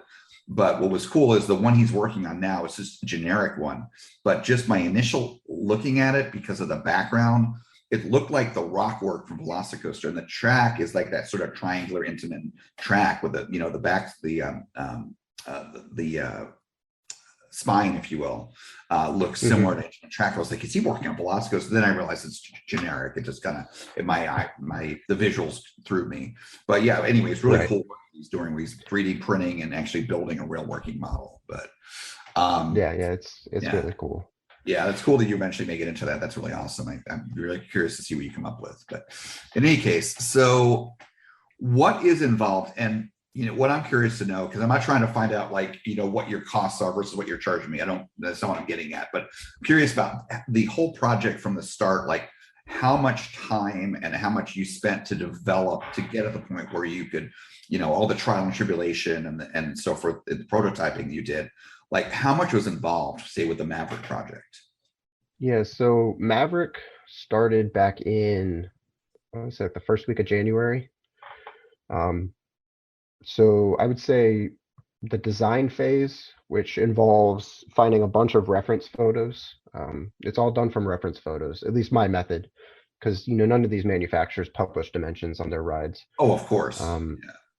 So you kind of have to reverse engineer it. So I use Fusion 360 as my CAD software, and I'll bring these reference photos in and scale them to the scale that I want to go to. So for Maverick, I selected 1/50th because it's a good desktop size. Doesn't take up too much space, allows you to have more on your desk. And then I'll scale the photos to that size and just start with basically I start with the track. You start with the track because once you do that, that dictates all of the geometry for the rest of the train. Your track gauge, your wheel diameters, all of that's dictated by the track. So you start with that, and then you start with the wheel assemblies, and you just work your way up the car, adding more and more details until you have it to a point that you like. So I would say the CAD process for Maverick probably took a month on and off, not consistently working. I would say total to make it, I would probably say 15 to 20 hours CAD time. But a lot of the time, it's basically I'll make a change and then I'll go print it. And, does it look right? Does it do what I think it's going to do if it's a functional part? And then I'll go make the change again so that I don't get too far along the design process before realizing, something wasn't right. So that kind of drives it out. Go through a lot of iterations, a lot of prints. And then once you get the look of the train to a point where you're happy, then it comes down to, I had to find the best way to print it that would leave the least amount of scarring, like we were talking about before, of the support material. Right. So how do you print it that creates the least amount of work for you on the back end, but also makes it look the best? And so, like for instance, the track piece for the Maverick model with the lattice structure that Intamin uses is a very complicated one to print because those little diagonal pieces are, if I remember correctly, they're 1 millimeter in diameter on this model. Oh, and the scale down to 150. Right. Right. And so when you pull the supports off, they kept breaking. So I'm pretty sure I printed upwards of like 30 to 40 track pieces before I finally got the support settings right to where I could reliably pull the support off without breaking the track. So a lot of time goes into designing and prepping the print for the actual production of it, but then throw in the fact I decided about halfway through that I wanted to sell these, since some people you were one of them, reached out and expressed interest in it, and I was like, I don't mind selling these. I'll produce a few. And then I kind of had to go back and revisit that whole process again to get it to a point where I felt comfortable sending it to someone that they could put it together without damaging something. Right. So there's that whole like product design aspect of it. So previously I don't know if I explained that to you, but the seats clip onto the seat posts with magnets. Yeah, I think it didn't do that.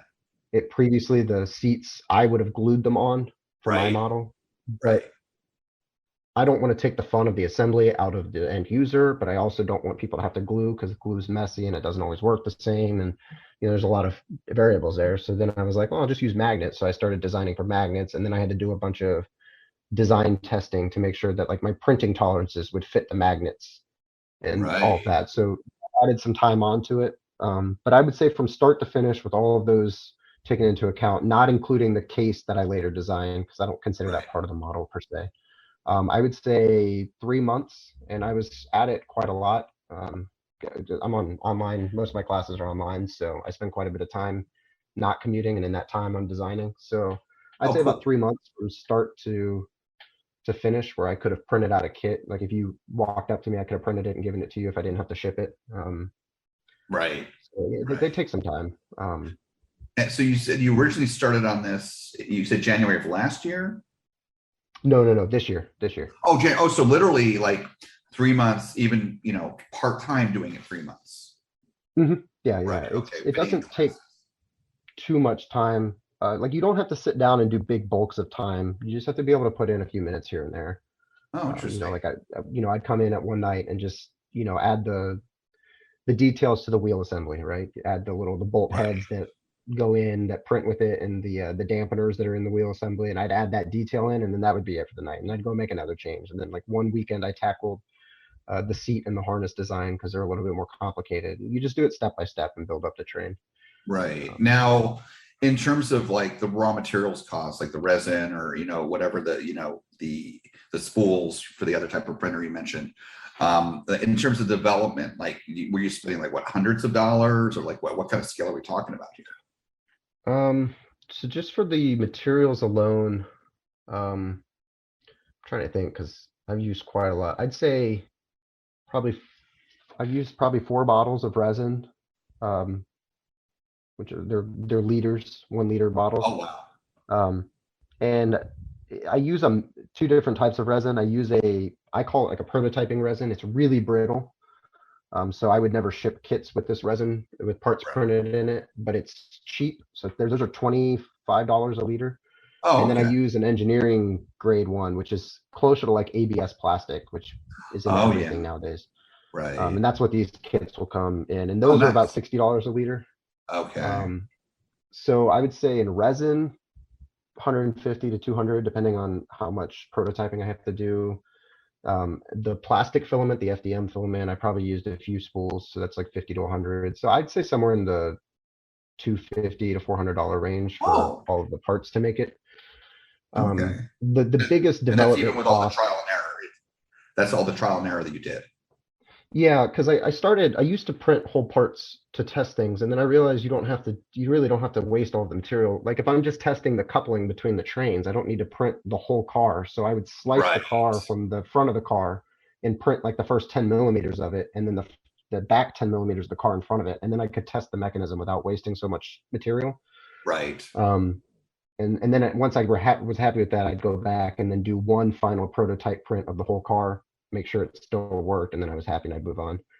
Okay, that makes a lot of sense. It doesn't use as much. Right, it sort of comes back to like we talked about in the beginning of the interview about compartmentalizing and problem solving, just focusing on what you're changing and not necessarily having to repeat the whole thing all at once. So yeah, right, makes a lot of sense. Okay, so that's been a lot, even less than I thought. Okay, that's really cool. Now you talked about for designing it, you were taking, I think you called them reference photos. What kind of photos did you call them again? Yeah, just reference photos. So they're just basically like photos people took. Yeah, go to Google, type in Maverick Cedar Point, and just find any and all pictures that you think can help design what you're looking for. So I really look for head-on square pictures. So like if it's a picture of the train coming straight at you, because then you're not going to have that angled perception of distance. Right. That like if you just measure straight across a computer screen on an angled shot, that line's not going to be an accurate scale. Right. So square on pictures are good. And then I like to get a bunch of pictures of like the trains inverted and the back sides of them, so you can see all angles for the visual side of things. So it's just like I have a folder for each train that I've done and future projects where if I see a photo, like on Instagram, I saw a photo for one of my future projects the other day and was like, I need to save that. So I screenshotted it and I've moved it over to my computer so that I have it, because it has, it might just be one element. It might just be like the seat itself, but it's a good view that allows me to get dimensions or design aspects off of it. I see. Now, is part of what you're gonna like, are you into photography at all, or like to support, what you just described, where you would take your own photos, like with a DSLR with a really good camera?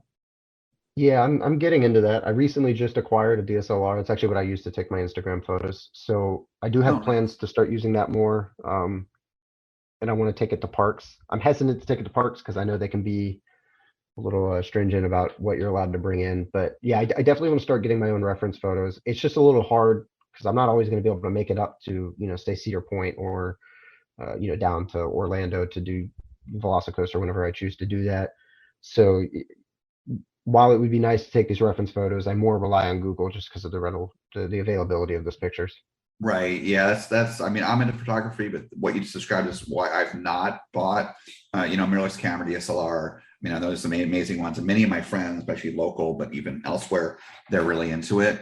And they carry on these big cameras, but then a lot of the parks, they don't have good locker systems, or they're a pain. You have it costs money, and it's just a hassle. And Universal is one of the few parks that offers a free locker system for all rides that need lockers, and it's amazing. But even then, their lockers are small, so some DSLRs won't fit in them. So it's like I'd rather just have my iPhone. I always have the latest one each year. I get an upgrade every year, and that's good enough for me. And they say the best camera is the one you always have with you. So Right. Yeah, yeah, 100%. And I do take a lot of phone pictures for reference pictures. Again, I started yeah, this whole 3D printing thing fairly recently with the whole printing of coasters. So I haven't really had a chance to go out and start taking pictures. But yeah, it's part of my park to-do list whenever I'm at a park is any rides that I foresee taking and turning into a model, I'll be taking a bunch of pictures of them. So nice, nice. And the software you talked about, the Fusion software. So is that automatic? Is it like you put the photo in and it is able to come up with a design, or you are just designing manually by looking at that photo? yeah, so it can't take yeah, so the design's all done manually, the 3D part. The Okay, way got it. the pictures are used with the software is I'll bring them in. You can import it as like a canvas, so it's like a background. I And see. then you can draw a line from 2 points on the picture and then tell the software how far is that line in real life. Got it. And it'll tell, and then at that point, any dimensions you take from the picture are now scaled to real life, and you can use those to design your work. So, yeah, they're only used for dimensions for me. And then, of course, if I'm just looking at the aesthetics pictures, I don't import those. I just look at them to make design choices. Right. Yeah, but really, Right. it's just dimensioning. Right. Makes sense. Makes sense. And then your scale of 1/50th scale makes sense. Again, cars being one of my other hobbies. I don't do a lot of like die-cast cars, although I have certainly had them before. And those are usually a little bit larger scale. But again, a car, literally car that we drive, that's like one car of a train, and it's not often as big as the trains usually are bigger with the wheels, and then you have to add the track on. So it's a much larger structure overall, what you're doing with a track and then the whole train on it. So it makes sense. It would have to be a smaller scale. So to Right. fit on a Yeah, desk. and even at 1/50th, my original intent with Maverick was to have it mid dive down the first drop. So I was going to have Oh, the crest, and then it would end at the bottom, kind of like slanted at an angle, and the right. train would be perched inverted going down the hill. Oh, And when nice. I started to do the CAD for it at 1/50th scale, that entire drop section would have been 2.5 feet tall. Right. And I was Right. like, it's not feasible, even at 1/50th. So Yeah. uh, Yeah. No, I I mean, get it. it's a good in Yeah. between. I think it's a good scale for the actual trains themselves, but it kind of gets hard to stage them on a track section Right. um, I see. without taking up a lot of space. But Yeah, it's kind of a compromise on happy medium and all that. Makes sense. Yeah. right. So if you can comment, now that you're finishing your Maverick project, I mean, the project's done. Now you can just duplicate it and sell it to people. Let me ask you this first. So let's say, you've printed a number of these, like for people like myself that have asked you to sell them. If, how this works, free advertising, I put it together and have it set up in my home, and I've got all kinds of coaster friends, of course, and they come over and they see it, they want to buy it. You can perhaps get more interest. So can you easily make more, or is it like a challenge because you're not actively making them all the time? Like how challenging is that? Yeah, they take quite a bit of effort to make. That's why I'm only making. I've said it several different places throughout Instagram, but I'm only making a few of these. I haven't decided on the number. I'm trying to gauge popularity among people to I figure out. see. But with it not being my full time, my full center of attention, uh, and the fact that everything's hand painted, they take quite a lot of time. The printing doesn't take long. I can Right. print about if you look at it from like an 8-hour day, if I Right. start at 9 and end at, at 5 and have my printers running, when the print's done, I pull it off and start another one. I think I can print somewhere around 10 to 12 full sets. Oh, And so that's fast. That's not a problem. In fact, your kit, that first batch of 3 that I just finished up, those were printed the day that I announced that I would be selling them. They were done. It's the painting that takes so long. I see. Because you have to let it dry. If you go too early, you pull the previous layer off, and you don't want to rush the aesthetic details. So you gotta go through it with a fine tooth comb and make sure that everything looks right. So that's the longest aspect of the project. So if people wanted to buy them unpainted, I could produce them faster if they wanted to paint them themselves. Right. And then going forward, I mentioned not dyed painting them, resin. but using the dyed resin. That would speed things up a lot, because then I would only have to paint accents. So I would print the trains for Maverick and Silver, but just paint the red on the side. That would Right. speed it up a lot. So I'm looking at that in the future. I'm also looking at, I've got a couple CNC machines. I'm looking at CNCing some injection molds and getting a Oh. desktop injection molding machine Oh, wow. to try doing that. Because not only would it be quicker, but it's going to be a little bit stronger than the resin. I mean, resin just has an inherent brittle like factor to it. So Right. there's that aspect. But so yeah, it's going to be a limited edition for most kits, I'd say, for now, for the foreseeable future, unless I can find some easier, quicker methods to produce them. Right. So with the dyed resin, it's one color at a time that you would be able to put into the printer to print from, right? Yeah, unfortunately, you can't do what they call multi-material printing. So FDM you can, it's just swapping out the plastic, so you can do that. With resin you can't, because it's liquid in they call it a vat, basically a tank. I've racked my brain trying to come up with a way to design a multi-material resin printer, but I haven't come up with much gold on that one yet. So But if that came out, so yeah, that'd be basically- huge. Okay, so basically where 3D printing technology is at this point, like state of the art, is it's analogous to like for a two-dimensional like paper-based printer, like an inkjet or a laser jet.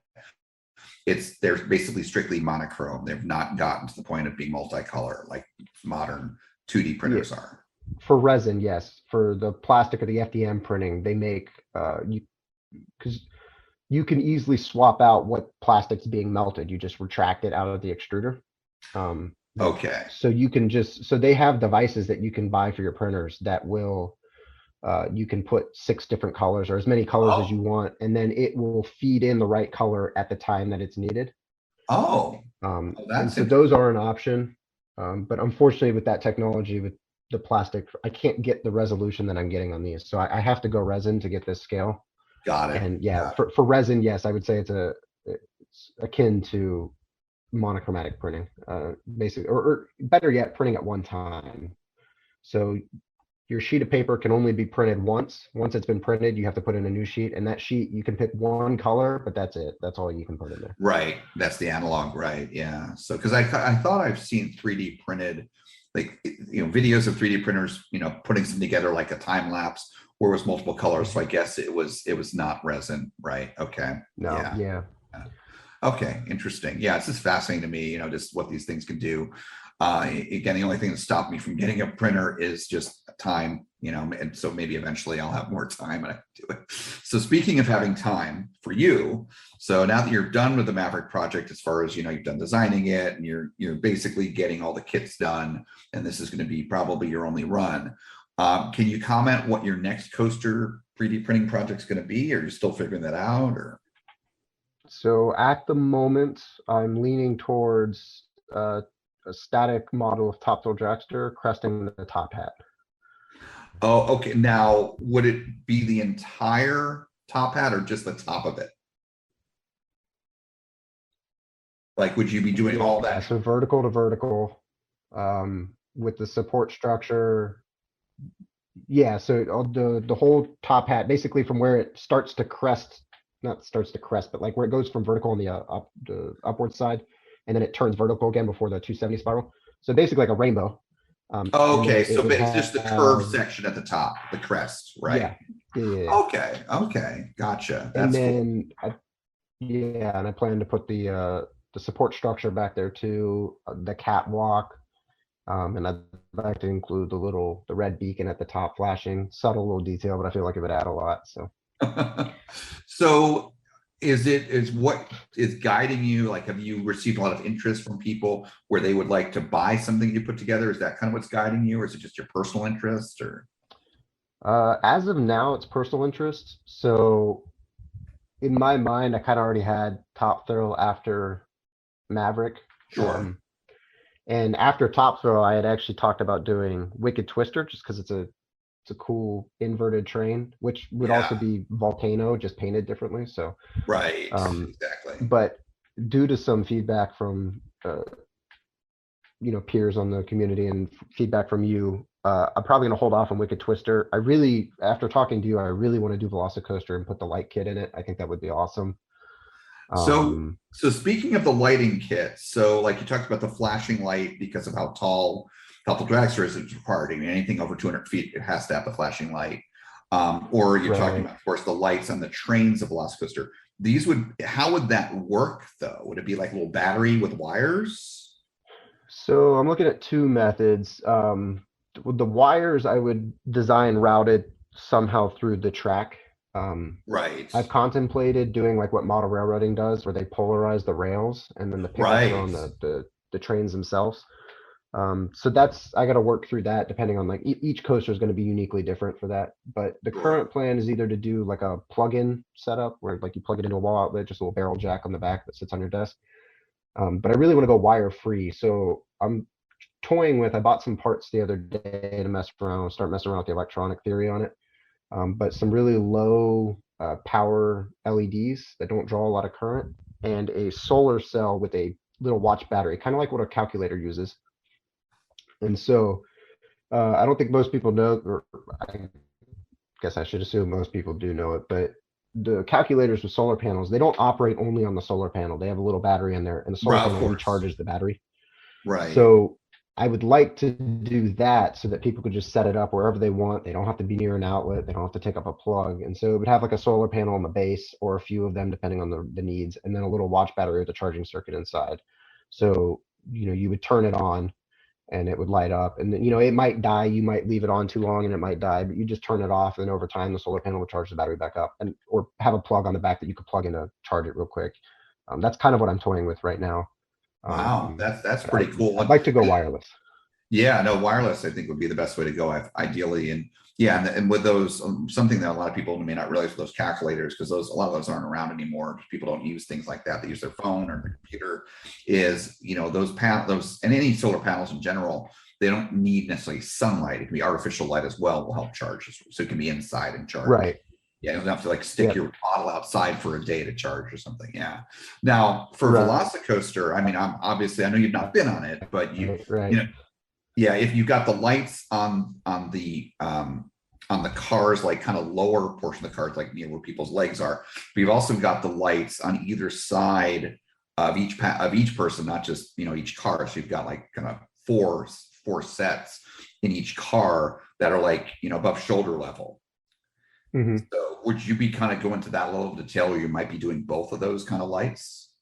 Yeah, I've got this thing with myself where if I'm gonna do something, I'm gonna go all the way with it. So if I'm gonna do the lights on Velocicoaster, it feels disingenuous to myself not to do all of the lights on Velocicoaster. Of course, that's going to make it more complicated. So that probably wouldn't be a model I would sell many of. I might do a one-off if somebody specifically requests it, or like if you specifically requested one, I'd make you one, just from the sheer time that it would take to put the lights in the right spot. Yeah, I'd have to do all of the lights. I couldn't. I feel like I'd be selling myself short if I only did half the lights, or selling the ride short. So yeah, no kidding. Especially when you see it in person, especially at night. And when the lights worked, by the way, Intamin had a third-party company do the lighting because Universal did, I should say, because Intamin refused to take that on. When Intamin refuses to take a project on, that's that points to it being very challenging. Yeah. So the lights are something that don't always work on the ride. But so it's almost like you might do two versions of Velocicoaster, one without the lights and one with. Possibly. It really depends. You know, as I start to design it, things come out about it that dictate whether or not it's a feasible object to produce multiples of or not. Maverick's a fairly easy one due to the short length of the train, so there's minimal parts. You know, if Maverick had 8 cars like a B&M, I mean, you'd be looking at 32 seats instead of 12, and it would just be so much more. Velocicoaster is kind of in the middle a little bit. It's 24. Right. So that's kind of why I'm leaning towards it being like a, you know, maybe I produce 1 or 2 extras versus the one that I make myself, or on top of the one that I make myself, and that's kind of it. But we'll see. Yeah, I mean, I'm definitely looking forward to following, you know, your progresses once you get to start doing that, whenever that is. My guess is you'll come here to Florida, ride Velocicoaster, and that'll kind of catapult that project forward as far as how soon you start it. I just have a feeling. That's kind of what I'm thinking too. I've put Top Thrill Dragster kind of on, I've hit the brakes on it, moving really slow with it, because I have a feeling that's going to happen too. And I don't want to get super invested into another project, but really want to do Velocicoaster. So I got to wait like a month and then I'll be able to decide. But we'll see. We'll see. I'm excited to just watch it, you know, just as an engineer and someone just to watch it unfold on your Instagram with the things you please put up on Instagram, and then, you know, hopefully to be able to get a kit myself. And that's really awesome. That's so cool. So, you know, along these lines where, you know, selling some of these kits and so forth, do you ever see this where maybe it wouldn't be your full-time job or a source of income, but where you might even get to the point of having like an online storefront, you know, maybe like a Redbubble Etsy version of a Coaster Dynamics, where you like offer just a limited, you know, certain few different coaster designs and just sell them and make them in lots? I would love to do that. I think the ideal model for that currently how it is so I will be selling these on Etsy. You will be? Okay. Store. Yeah. And it's just easier. I'm okay selling to people without a middleman like that, but I feel like the you know, the fees that, you know, are incurred by selling things on there is worth the safety that the buyer feels. Like clearly you and I have talked, and I don't think you're worried that you're actually going to get something for your money for me, but there are others who don't know me, and they only know me as a guy who's posted 7 pictures on Instagram. And so I want the buyer to feel like, okay, their money's going to be held until I ship something to them. And so that's why I've gone that route. As of now, my plan is to produce, I've only made 3 kits. I'm going to make them in batches of 3, just because it's easier to manage that way. And each time I finish a batch of 3, I will list 3 more in stock on my Etsy store. And then that will continue until I've decided that whatever number I'm going to make is what it finishes as. If I can get to a point with dyed resin like we were discussing, or if I'm able to make injection molds, really speed up this process, I would love to get to a point where I have, you know, 5 or 6 designs that is you know, you pay and I make it, and, you know, an on-demand order versus I have stock. So yeah, I don't think it would ever become a full-time job, but I absolutely would love to get to a point where people can go on to a store that's always up, that always has stock available, because when they order it, I make it. It's just at this point with the processes that I'm working with, it's not suited to that. So it's kind of a more of a batch system that I'm working with. Yeah, no, that makes sense. It's very methodical, which is, I would expect no less out of you, knowing how your mind works and learning a lot about that here today. And that, you know, that's good. You're very well grounded in that way, logic and everything else. You know, and I think it's awesome because, you know, I've encountered a couple people on Instagram before meeting you, where they post these pictures of really cool train designs, track designs, or both, like you've been doing. And I reach out to them and say, hey, you know, you're going to sell these? I said, no, I'm not going to sell it. And I get it, because it's daunting. And I think it's awesome. You're being methodical, but you're the only one I've encountered so far that, you know, it's like, yeah, I'm going to make a few and sell them, and where you're doing methodically, but you're venturing there. And you know, it sounds like you've got a good plan where you're not going to get too caught up with yourself. But I think, you know, this could become a big thing, because, you know, most people don't have 3D printers.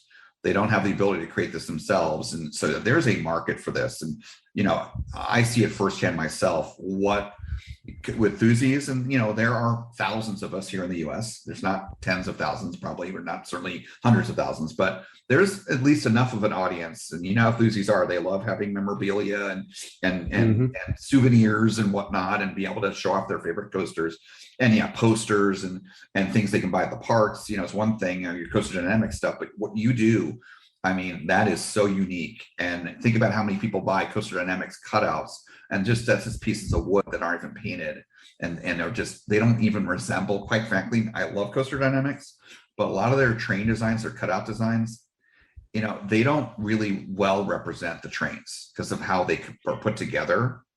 How they have to kind of slide into each other and things like that. And and their nano coasters, they're so small, you don't get the level of detail, so they don't have a product that represents what you're doing. Right. Yeah, no, I hear you. And that's going back to quite a while ago in this conversation, you asked how I got started in this, and that was it. I left Carowinds, and I was like, I want one of those models. Well, they don't make them anymore, and you can't buy. No one makes what I'm calling realistic models. Right. This might sound arrogant, but I coined my Maverick model as a hyper realistic model. I try to capture as much detail as I can in it, and that's just, there's nothing there. That's why I started doing it. I never imagined that somebody would want something that I made. So it's definitely been a humbling experience, and I've enjoyed interacting with individuals in the community. I've enjoyed your feedback, and I do plan to do some more reaching out, whether it be a poll post if people recommend what ride they'd like to see, or hey, I'm working on this coaster, what element do you think would be the coolest to stage the coaster on? Sure. It's just been so much fun interacting with all the enthusiasts and the different aspects of the community. Absolutely. You're very friendly. It started out as a selfish desire to have a model of a coaster that I love, and it turned into this whole community that I never really even knew existed. I didn't even know there was a 3D printing coaster community, but there's a lot of them. And the Discord server that I'm on has an Instagram page, which I can tell you about at the end if you'd like me to. That'd be great to share. It's very cool. That's a really awesome journey there. And I think it's awesome. I'm so glad that you and I connected, and be able to get this Maverick model and then potentially other things. And certainly when you get the point, if it sounds like you are going to want doing a Velocicoaster one, I certainly am happy to provide you with input of one, like what part of the layout, although it's pretty obvious it should be the Mosasaurus roll, but perhaps other options as well. If the Mosasaurus roll winds up being challenging and just don't like the idea, there's some other ideas as well. But also, just as you're working on it, I'm here in Florida, and I'm kind of boots on the ground, and I can take photos for you, or I know that the layout very well, but I'm just looking forward to that journey with you. Maybe I can help you along the way in making it perfect. I know you're very much a perfectionist, and being a perfectionist with this type of work, that is non-trivial, I'm sure. No, you definitely, it's either right 100% or it's 100% wrong. There's no in between, and I've noticed that a lot with the peers that I've gotten to know in this community too. There's no in between. It's either perfect or it's not. And that's got to be very challenging. Absolutely. So, well, thanks for it's kind of quite a nice discussion there about the 3D printing stuff, and very fascinating. I'm sure some of our audience will find it interesting as well. I know that number of people that listen to this podcast, or guests that have been on the podcast that now listen, are kind of engineering minded and appreciate the level of detail. So thank you. So last couple things here. First of all, kind of going back to the beginning of the interview, the fear journey and whatnot. And if you could share any advice, what your story already, I think, is great advice. But if there's anything else, kind of your chef's kiss, kind of last advice here that you'd like to share with our audience about maybe people that are being challenged, facing fear, or dealing with depression or anxiety, where the parks could help, coasters could help. Anything you'd like to share, any advice? Just kind of, there's just a big old summary of what we've discussed is just don't be afraid to tackle what you want to do head on, even if it scares you. Whether that be hopping on a coaster or, like we've discussed a lot, big life changes or big events in your life, or for, to take it down to a really basic level, me designing, my first 3D printed coaster. These things can all be very daunting, insurmountable tasks that you have to accomplish. And you just got to keep in mind that, one, you can do it, you're capable of it. You got to tell yourself that. And two, you just got to start somewhere.